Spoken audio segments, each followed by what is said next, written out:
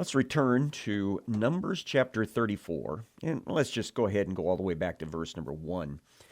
One of the things I really regret about this being radio and audio only rather than video is because we don't have the ability to do maps like all of us are familiar with.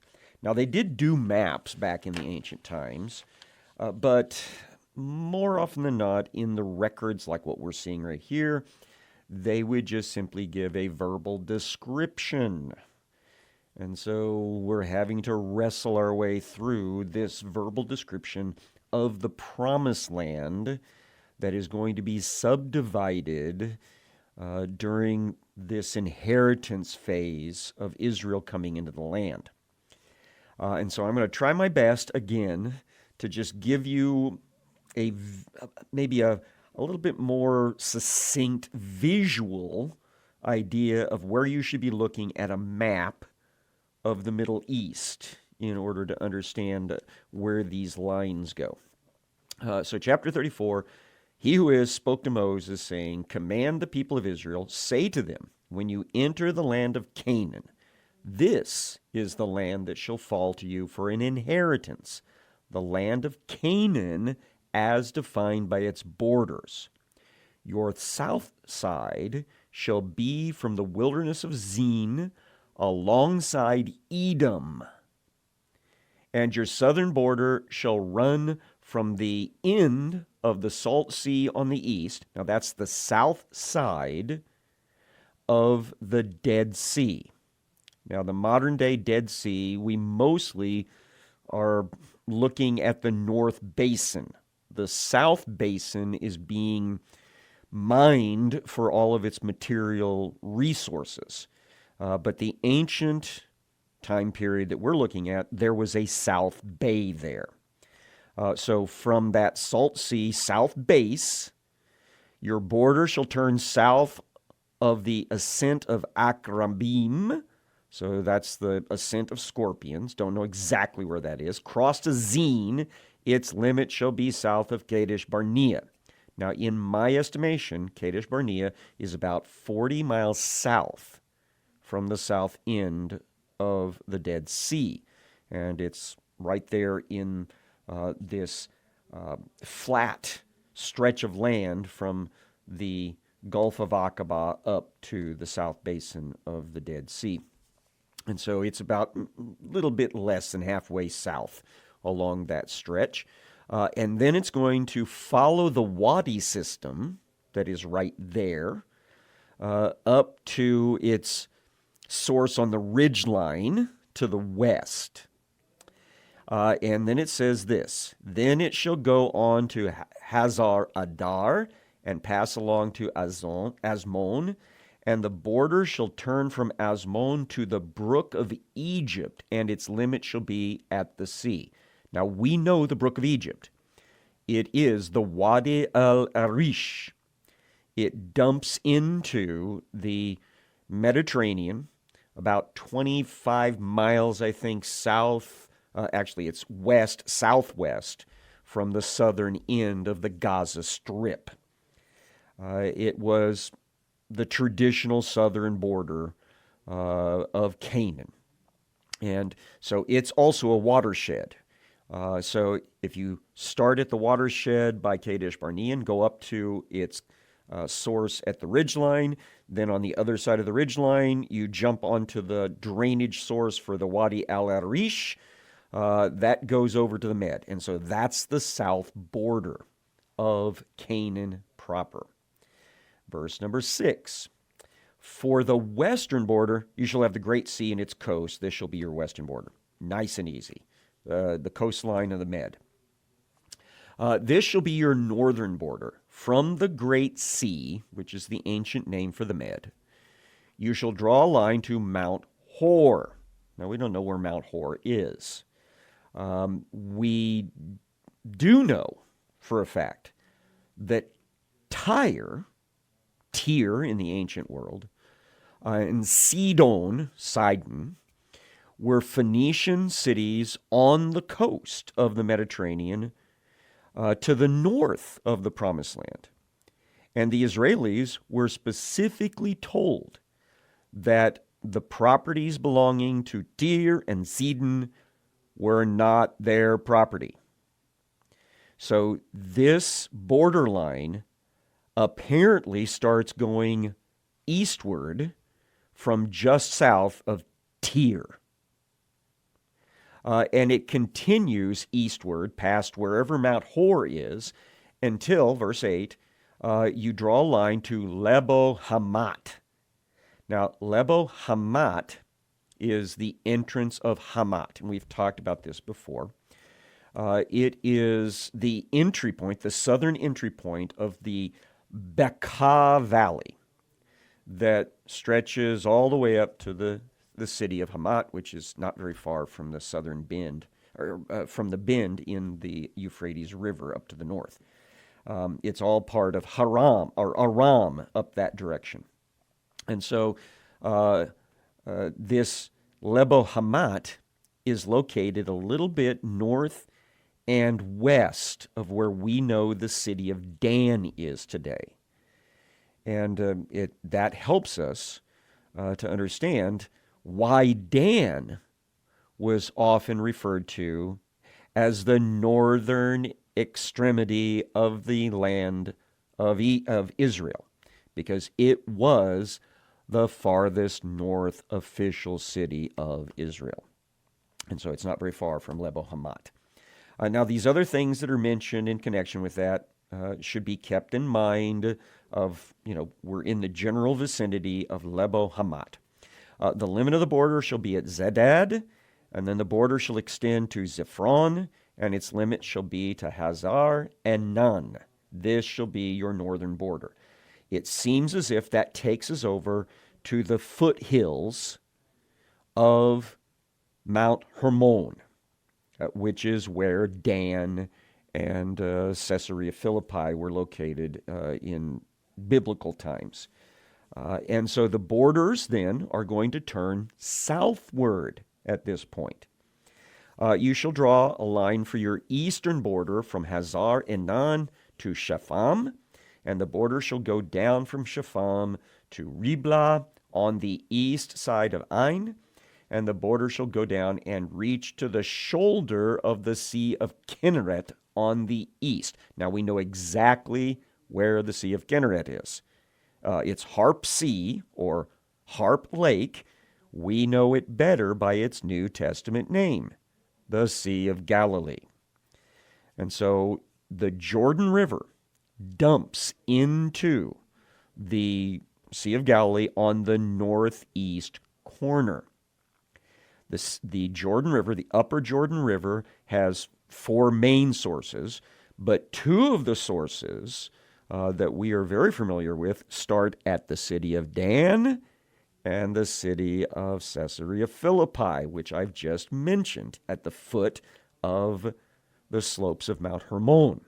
So it would appear that the border in the upper Jordan Valley parallels the eastern side of the upper Jordan Valley and then tags the northeast corner of the Sea of Galilee. And then verse 12 says, the border shall go down to the Jordan, and its limit shall be at the Salt Sea. So that brings us down to the top of the Dead Sea. And then the Dead Sea, of course, is where we started our borders, the South Bay of the Dead Sea. So now we've come all the way around. So that is the official promised land that the Israelis are going to go in and occupy, and which they are going to subdivide in their inheritance. We know, though, it has now been appended with the eastern annexed territories that go from the plains of Moab on the northeast corner of the Dead Sea all the way up the eastern side of the Jordan Valley, the Sea of Galilee highlands, which we call the Golan Heights, and then all the way up again to touch the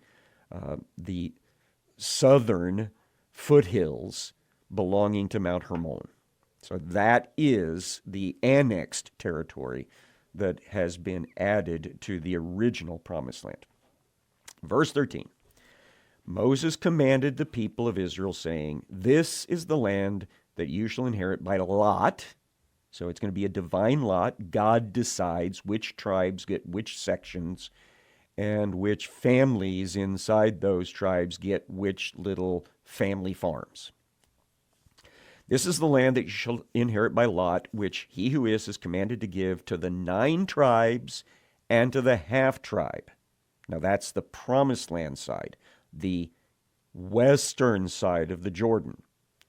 9 of the tribes and then half of the tribe of Manasseh will be granted territorial designations in that promised land that was just described. Verse 14, for the tribe of the people of Reuben by fathers' houses, and the tribe of the people of Gad by their fathers' houses, have received their inheritance, and also the half tribe of Manasseh. So those guys have already been told where their territory is going to be in the annexed side on the east side of the Jordan.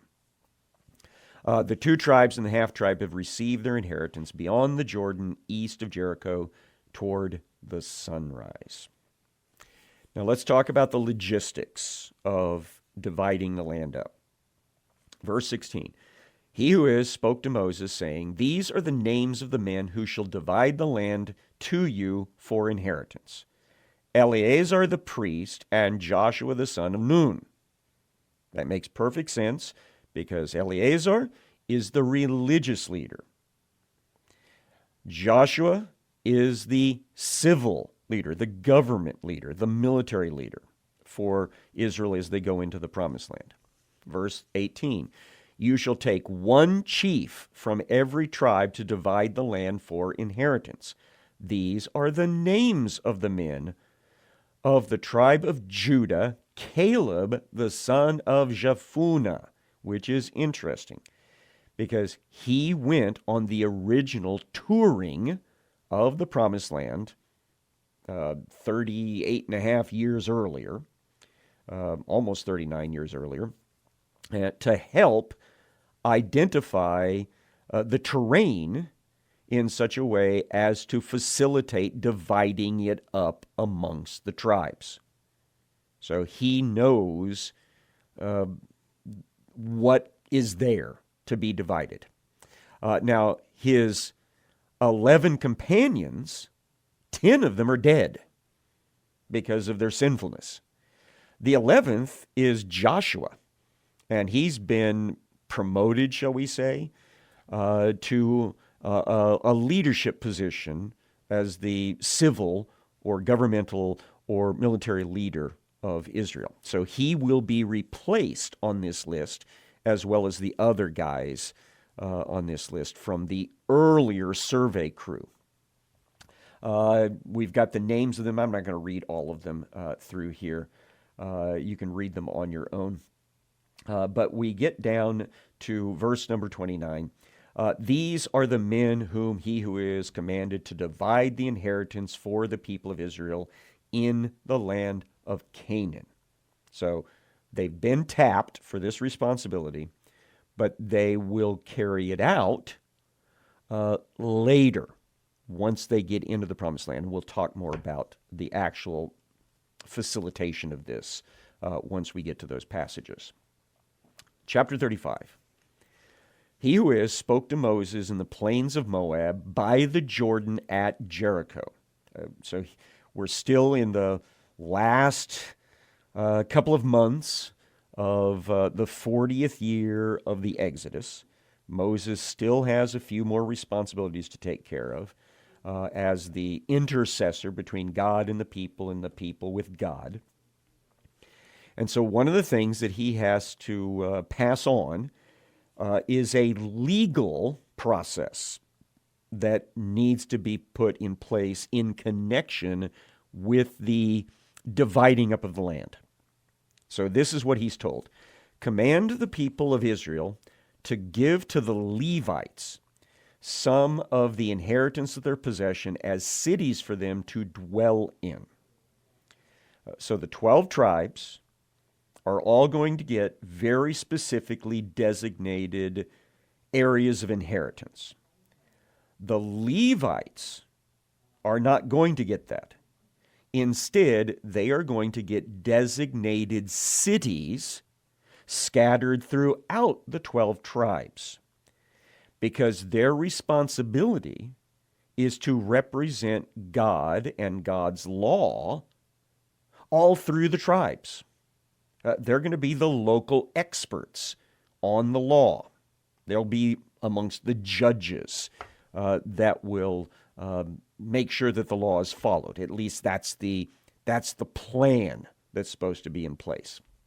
So each one of the all of the Levites are going to be assigned to one of these cities that are being designated here.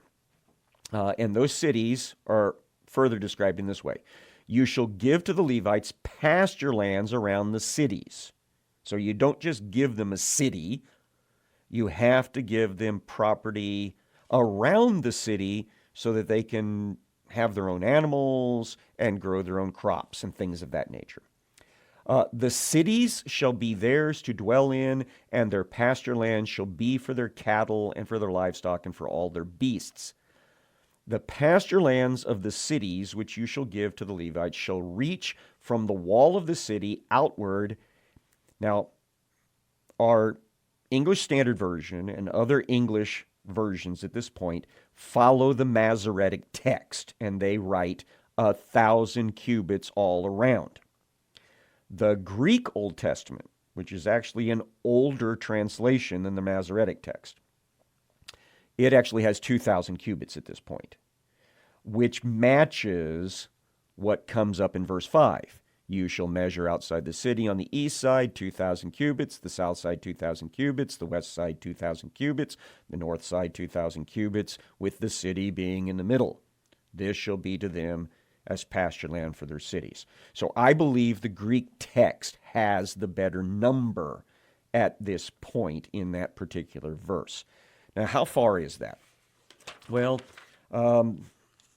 using the long cubit, which is what I prefer, 2,000 cubits is about 3,450 feet. Now remember, it's 2,000 cubits each direction on the compass.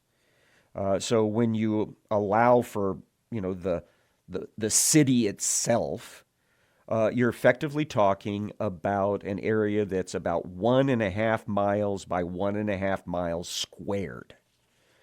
So you got a city at the center, and then about 1,440 square acres that belong to that city all around. So that's a very good place for the Levites to be headquartered, stretched throughout all of the different tribes. So they will be a ready resource for dealing with matters of the law, matters of religiousness as well. Verse number 6. The cities that you give to the Levites shall be the 6 cities of refuge, where you shall permit the manslayer to flee, and in addition to them you shall give 42 cities. All the cities that you shall give the Levites shall be 48, with their pasture lands. And as for the cities that you shall give from the possession of the people of Israel, from the larger tribes you shall take many, from the smaller tribes you shall take few, each in proportion to the inheritance that is inherits, since shall give of its cities to the Levites. This is all very pragmatic here. First of all, let's talk about the cities of refuge, just briefly, because we'll see this in more detail later. The cities of refuge will need to be well spaced on both sides of the Jordan River. So we're going to get 3 on the east and 3 on the west.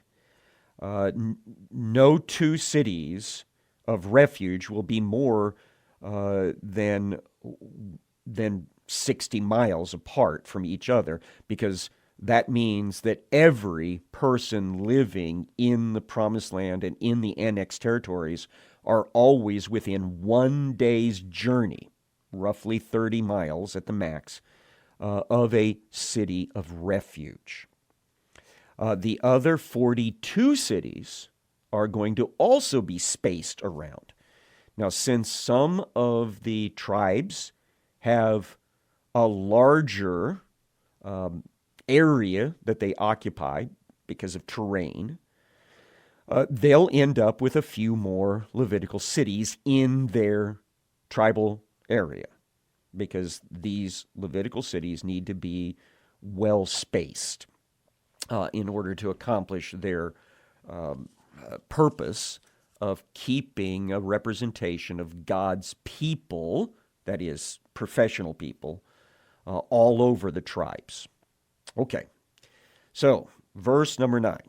Let's talk a little bit more specifically about the cities of refuge. And we'll see more about this later in the book of Deuteronomy, which is coming up next, and in the actual application once they get into the Promised Land. But this is the beginning of it. Verse 9.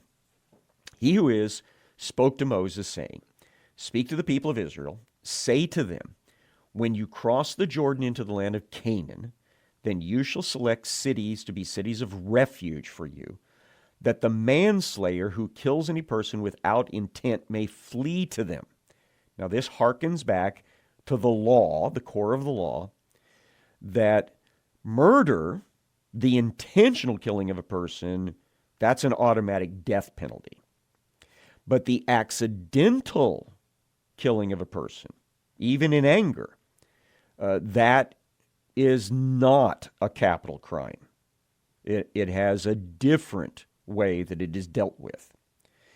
And so the purpose of the cities of refuge is to make sure that every person who ends up killing somebody else, but they have done it, they feel accidentally, will have a place that they can go to get a fair trial. And that place needs to be like a change of venue, if you will, from their home territory. Because unfortunately, as we all know, local people often react emotionally at the loss of somebody in their community. And the knee-jerk reaction often is, we need to execute the person that did this, regardless of the circumstances. And so there needs to be a place where that person can go and get a fair trial. Okay, so that's the point of it. Verse 12, the cities shall be for you a refuge from the avenger. Now, do not misunderstand the language here. The avenger here is going to be a person in the local community designated by the authorities to execute justice on someone that murders someone else. And so the avenger comes with the full authority of the local community to arrest and execute the person for their crime.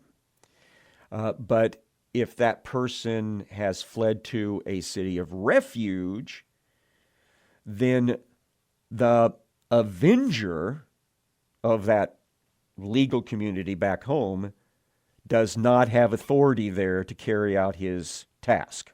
That's the point. So the city shall be for you a refuge from the avenger, that the manslayer may not die until he stands before the congregation for judgment. So until he has an official trial in a change of venue from his home territory. The cities that you shall give, let me try that again, verse 13. And the cities that you give shall be for your 6 cities of refuge. You shall give 3 cities beyond the Jordan, 3 cities in the land of Canaan to be cities of refuge. These 6 cities shall be for refuge for the people of Israel, and for the stranger and for the sojourner among them, that anyone who kills any person without intent may flee there. So we've seen as we've gone through the laws that the laws are not just for Israelis. The laws apply for all people living inside the land of Israel. So even non-Israelis or visitors passing through, they have a right to be protected from the avenger if they go to the city of refuge for a change of venue trial. That's equality. Okay, and that's very important to justice. Verse 16. And we're running out of time, so we'll just get started on this. But if he struck him down with an iron object so that he died, he's a murderer. This is going to be information for the judges to consider. It is kind of assumed if they used an implement made of iron, that they were intending to kill the guy. The murderer shall be put to death. If he struck him down with a stone tool that could cause death and he died, he's a murderer, because that's a very lethal instrument. The murderer shall be put to death. If he struck him down with a wooden tool that could cause death and he died, he is a murderer. So, I mean, if he stabbed him with something made of wood, that's pretty obvious. It was a lethal object, and that is not something that you can do accidentally. The avenger of blood shall himself put the murderer to death. When he meets him, he shall put him to death. So that gets back to the thing that I described earlier. He is an agent of the local authorities back home to extract judgment against the person who committed the crime of murder. And so once he catches up with him, he can carry out that sentence legally. Mark your place. We'll come back to this next time we have opportunity to get into the Word.